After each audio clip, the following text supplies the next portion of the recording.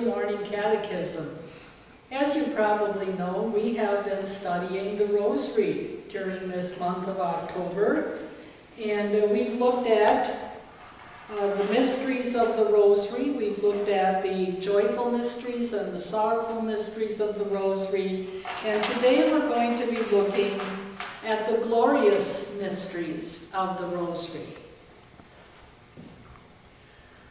The first glorious mystery is that of the resurrection.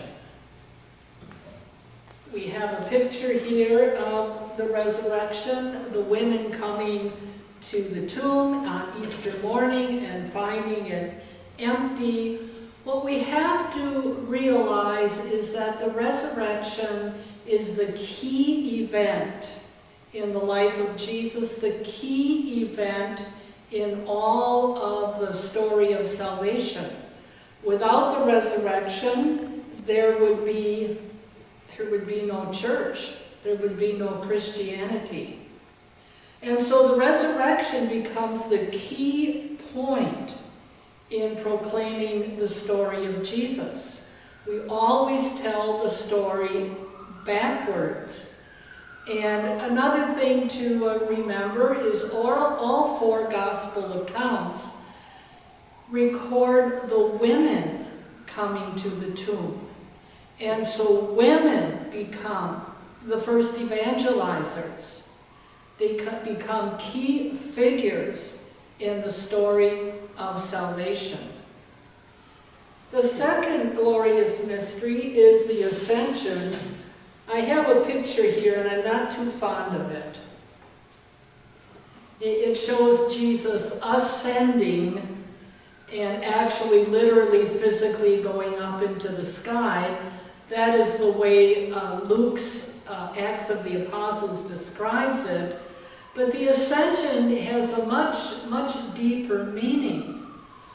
What it really means is that Jesus returns to the Father, and we no longer can know Jesus as a historical person. We let go of the historical Jesus who lived at a certain time, a certain place, and did and said certain things. And we turn to a Jesus who is now living at the right hand of the Father and is present everywhere and actively involved in the lives of Christians all over the world. So the presence of Jesus that we have now is different from that of 2,000 years ago. And that's the most important, that's the essential meaning to the Feast of the Ascension. The third glorious mystery is the descent of the Holy Spirit.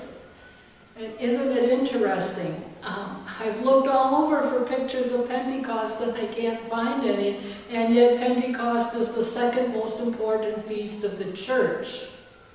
It is the coming of the Holy Spirit upon the apostles, and what really happened is that the apostles understood in the depths of their heart that this Jesus, who was crucified and whom they had met in his risen life, is Lord. He is the Christ, he is the Messiah.